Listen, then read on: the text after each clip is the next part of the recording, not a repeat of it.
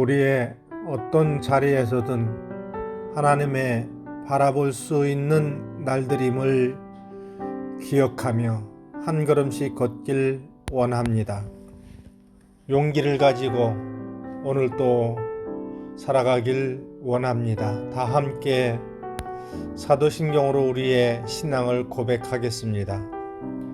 전능하사 천지를 만드신 하나님 아버지를 내가 믿사오며 그 외아들 우리 주 예수 그리스도를 믿사오니 이는 성령으로 잉태하사 동정녀 마리아에게 나시고 본디오 빌라도에게 고난을 받으사 십자가에 못 박혀 죽으시고 장사한 지 사흘 만에 죽은 자 가운데서 다시 살아나시며 하늘에 오르사 전능하신 하나님 우편에 앉아 계시다가 저리로서 산 자와 죽은 자를 심판하러 오시리라. 성령을 믿사오며 거룩한 공회와 성도가 서로 교통하는 것과 죄를 사하여 주시는 것과 몸이 다시 사는 것과 영원히 사는 것을 믿사옵나이다.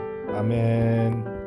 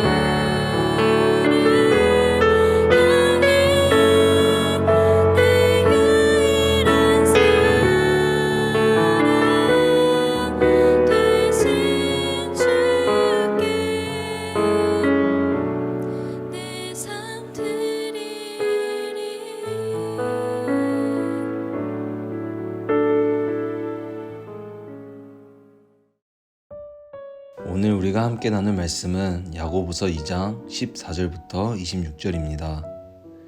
내 형제들아, 만일 사람이 믿음이 있노라 하고 행함이 없으면 무슨 유익이 있으리요?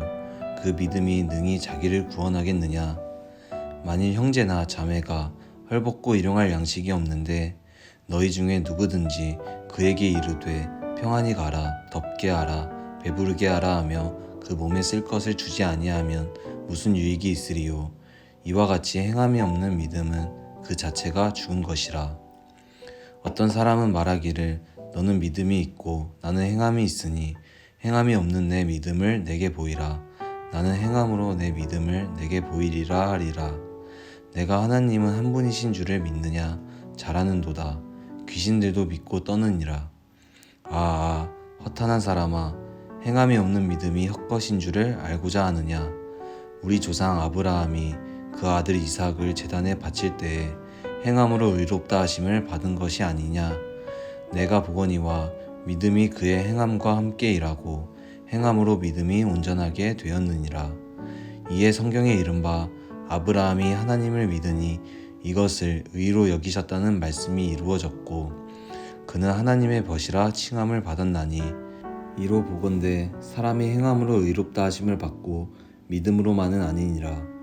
또 이와 같이 기생 라합이 사자들을 접대하여 다른 길로 나가게 할 때에 행함으로 의롭다 하심을 받은 것이 아니냐.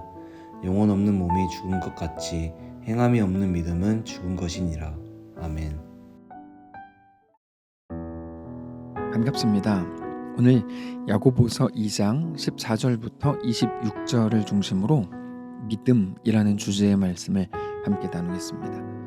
믿음과 행함에 대해서 연결하는 아주 유명한 본문이 오늘 본문입니다.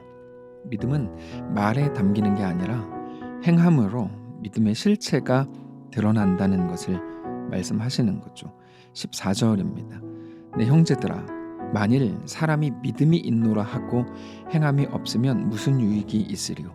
그 믿음이 능히 자기를 구원하겠느냐? 자, 그런데 14절을 보면 아주 중요한 표현이 나오는데요. 무슨 유익이 있으리요? 이런 표현이 나옵니다. 그러니까 단지 말로만의 믿음은 거짓말이다. 행해야 믿음이 진짜라는 게 드러나는 거다. 이렇게 표현하시는 게 아니고 무슨 유익이 있으리요? 이렇게 표현을 하신다는 거죠. 유익이라는 말은 소용, 능력 이런 말입니다. 그래서 믿음이 있다고 말하는 그게 너 거짓말이다 이런 의미라기보다 너 말로만 그치면 너 거짓말하는 거야 이런 의미가 아니고 아무리 믿는다는 것이 사실이라고 해도 그거는 아무 능력도 없고 소용도 없는 믿음이다 이런 말입니다. 여러분, 우리가 이 부분을 잘 이해해야 되는데요. 늘 말씀드리지만 믿음은 그 자체가 목적이 아닙니다. 믿음은 써먹는 겁니다. 이 표현이 좀 이상하지만 믿음은 써먹는 도구 같은 겁니다. 그래서 믿음이 그 다음으로 안 넘어가고 그냥 말로써 그 자리에만 머문다면 그거는 아무리 진짜 믿음이라 그래도 온전한 믿음일 수가 없는 겁니다. 14절의 말씀을 잘 보시면 믿음은 반드시 행함으로 이어져야 된다라고 말씀을 하시는 셈입니다. 믿음이 행함으로 이어져야 된다고 할 때 그러면 어떤 행함을 말하는 걸까요? 보이는 대로 말하고 보이는 대로 결정하는 것이 습관이 된 그것을 고치지 못한다면, 그래서 여전히 믿음이 있다고 하면서도 머뭇거리고 나 이거 무서워요 그렇게 말하는 게 전부라면, 그러니까 눈에 보이는 게 너무 겁나고 나에게 손해될 것 같아서 손해보지 않으려는 결정들을 이제까지 쭉 해왔는데, 믿음이 있다고 하면서도 여전히 똑같은 결정, 나는 예전에 이렇게 했다가 상처를 받은 적이 있어, 나는 손해를 본 적이 있어, 나는 그렇게 하면 실패할 거야 라고 하는 그런 식의 눈에 보이는 그런 모든 결정들이 여전히 이어진다면 그거는 믿음을 무능하게 만드는 일이다 라고 말을 하고 있는 겁니다. 그 믿음은 완전히 무능한 것이라서 자기를 구원으로 이끌지 못하는 것밖에 되지 못한다는 거죠. 그래서 믿음이 행함으로 이어지지 못한 사람들의 모습을 이렇게 말합니다. 15절입니다. 만일 형제나 자매가 헐벗고 일용할 양식이 없는데 너희 중에 누구든지 그에게 이르되 평안히 가라, 덥게 하라, 배부르게 하라 하며 그 몸에 쓸 것을 주지 아니하면 무슨 유익이 있으리요? 이와 같이 행함이 없는 믿음은 그 자체가 죽은 것이라. 아주 중요한 말씀을 하시는데요. 여러분, 이 구절은 단지 도와라 이런 말을 하고 있는 게 아닙니다. 자, 잘 보셔야 되는데, 헐벗고 일용할 양식이 없는 가난한 자가 나오죠. 그 사람을 보면서 누군가가 그냥 말로만 평안히 가라, 나는 너가 정말 따뜻하게 살기를 원해, 너가 배부르게 잘 먹기를 원해 라고 말하고 아무것도 주지 않는다면 그게 어떻게 그 사람을 평안하게 하고 따뜻하게 하고 배부르게 할 수 있겠냐는 거예요. 그럴 수 없다는 말이죠. 우리가 하나님에 대해서 내가 주님을 사랑합니다, 내가 주님과 동행하기를 원합니다, 내가 온 열방을 주께 내어드리기를 원합니다, 온 민족이 주께 돌아오기를 원합니다 라고 이야기를 했어요. 근데 그렇게 하고 아무것도 하지 않는다면 그게 무슨 유익이 있냐는 거죠. 그것은 어떤 결과도 만들어낼 수 없는 거예요. 하나님을 사랑합니다라고 이야기하고 있지만 그의 사랑이 어떤 걸로도 나타나고 있지 않는 거죠. 자기의 것을 나누어서 주어야만, 오늘 본문을 가지고 이야기하면 그 가난한 사람을 따뜻하게 하고 평안하게 하고 배부르게 할 수 있는 겁니다. 근데 자기의 것을 나누어 준다는 거는 그만큼 자기가 손해를 봐야 되는 거거든요. 그거를 감수해야 되는 겁니다. 우리가 하나님께 내 인생을 드리기를 원합니다 라고 이야기하면서 아무것도 내놓지 않아요. 하나님께 아무것도 드리지 않아요. 시간을 드리고 물질을 드리고 내 미래를 드리는 것 아무것도 하지 않아요. 적당히 계산하고 인색합니다. 뭐를 하겠습니까? 그게 어떻게 믿는 거냐는 거죠. 지난 주일 오후 예배 때 말씀을 기억하십니까? 믿음은 감수하는 거라고 말씀을 드렸습니다. 어떻게 감수할 수 있죠? 나보다 더 크신 분이 하나님이시고, 그래서 내가 내 눈에 보이는 대로가 아니라 하나님의 완전하심으로 내 삶이 존귀하게 될 것을 믿는 사람만 감수할 수 있습니다. 그게 인내입니다. 그래서 믿음이 아니라 그저 버티는 것은 인내가 아닙니다. 오직 하나님을 믿음으로 감수하는 것만이 인내죠. 그런 것처럼 믿음은 말로 끝나는 게 아니라 자기의 것을 믿음으로 내어주는 것, 포기하는 것, 감수하는 것을 통해서 그 믿음이 드러나고 그때 그 믿음이 비로소 능력을 발휘하는 거라는 거죠. 그래서 야고보는 그것을 설명하기 위해서 아브라함의 이야기를 가지고 옵니다. 아브라함이 믿습니다라고 말할 때 그의 믿음이 드러나거나 그게 어떤 능력이 된 게 아니라 그의 믿음이 그러므로 하나님께 아브라함이 가장 소중하게 여기는 것을 드림으로 이어질 때 그게 능력이 되었다는 겁니다. 21절입니다. 우리 조상 아브라함이 그 아들 이삭을 제단에 바칠 때 행함으로 의롭다 하심을 받은 것이 아니냐. 너가 보거니와 믿음이 그의 행함과 함께 일하고 행함으로 믿음이 온전하게 되었느니라. 아주 중요한 표현이 여기 나옵니다.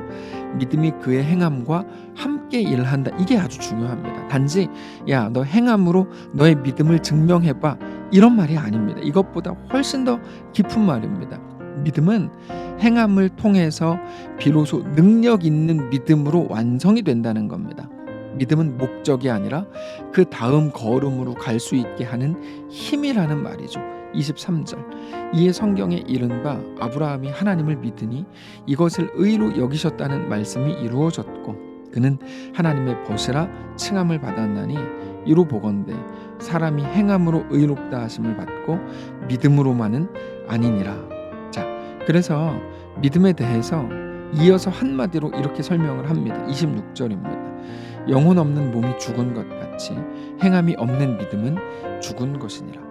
우리는 믿음을 자주 나는 믿는다라는 말로 증명하려고 합니다. 그것은 믿음에 대한 오해 때문입니다. 내가 믿는다, 그게 최종 목적지인 줄 알아서 그렇습니다. 근데 믿음 자체는 절대로 목적지가 아닙니다. 믿음은 우리의 삶을 하나님과 동행하게 만드는 힘이고 통로입니다. 그럴 때만 믿음이 효력을 발생시키는 겁니다. 하나님이 요구하시는 그 자리가 불편한 자리일 수도 있고 겁나는 자리일 수도 있습니다. 근데 하나님이 무언가를 요구하신다면 그거야말로 우리를 살리는 거고 우리를 일으키는 거고 우리 눈에는 그게 나를 불편하게 하고 망하게 하는 것처럼 보일지 모르지만 아니요, 하나님의 요구와 하나님의 도전은 우리를 결국 온전한 하나님의 사람으로 살게 하는 거죠. 그럼에도 우리는 두려워서 그 길을 가기를 머뭇거리는 거거든요. 그래서 우리에게는 믿음이 필요합니다. 믿음으로 바로 그 자리, 하나님이 요구하시는 자리, 하나님을 닮은 자리, 하나님의 마음을 품은 자리로 갈 수 있는 것이기 때문입니다. 그러니까 믿음은 하나님과 동행하는 가장 강력한 도구가 되는 겁니다. 그게 능력 있는 믿음인 거죠. 하나님이 누구신지 알고 그의 아들 예수님을 십자가 죽음에 내어주셨고 그러나 예수님은 죽은 지 3일 만에 부활하셔서 부활의 첫 열매가 되셨고 그래서 우리도 지금 죽어도 다시 부활할 거라고 하는 것, 그렇게 우리를 사랑하셔서 온전한 하나님의 백성이 되게 하신 것을 믿고 그게 단지 과거의 사건으로 끝나는 게 아니라 오늘도 그 약속이 여전히 유효해서 우리의 삶이 하나님 앞에 그렇게 드려져도, 아낌없이 드려져도 내 삶은 여전히 하나님 안에서 더 완전하게 완성된다는 것을 믿는 거죠. 그래서 그 믿음으로 담대하게 머뭇거려지고 겁나고 무섭고 꺼려지는 불편함이 분명히 예상되는 그 길, 우리에게 요구된 그 길을 넉넉히 비로소 걷게 되는 겁니다. 그게 믿음이 만들어내는 성도의 삶인 겁니다. 그래서 나는 믿는다 라는 그 말은 아무것도 의미가 없는 허공에 대한 외침이 될 수밖에 없는 거죠. 믿음은 오늘 우리를 움직이게 할 때 비로소 살아있는 진짜가 되는 것이기 때문입니다. 사랑하는 성도 여러분, 물론 앞으로도 믿음에 대해서 계속 나누게 되겠지만 오늘 이 말씀을 꼭 기억하시기를 바랍니다. 믿음은 우리를 하나님의 요구, 하나님의 도전, 하나님의 초대에 응하게 합니다. 오직 하나님만 우리의 길과 진리와 생명이 되시는 것을 믿으시기 바랍니다. 우리 눈에 보이는 판단들, 꺼려지게 하고 머뭇거려지게 하는, 겁나게 하는 모든 것들을 신뢰하지 마시고 오직 하나님의 이끄심 앞에 철저히 엎드리고 겸손하게 순종하는 온전한 믿음의 성도들 다 되시기를 축복합니다. 기도하겠습니다. 살아계신 하나님 감사합니다. 우리의 삶을 하나님께 맡겨드립니다. 하나님 맡아 주옵소서. 우리의 생각과 우리의 판단과 우리의 옛 경험이 하나님 우리의 삶을 엉망으로 만들지 않기를 원합니다. 오직 믿음이 우리 삶을 온전하게 완성하게 하옵소서. 나는 믿는다 말로 끝내지 않게 하시고 완전히 무능한 그 상태로 머물러 있지 않게 하시고 이 세상 사람들과는 비교할 수 없는 자리, 비교할 수 없는 결정들, 비교할 수 없는 거룩이, 그 다름이 우리 가운데 회복되고 시작되는 우리의 오늘의 삶이 되게 하옵소서. 감사드리며 살아계신 예수님의 이름으로 기도합니다. 아멘. 사랑하는 성도 여러분, 하나님께서 오늘 하루를 우리에게 허락하셨습니다. 믿음을 가지고 주께 나아가시기를 바라고, 그렇게 우리에게 허락된 오늘 하루를 주님과 함께 동행하고 하나님의 사람들로 온전하게 세워지는 귀한 날 되기를 축복합니다.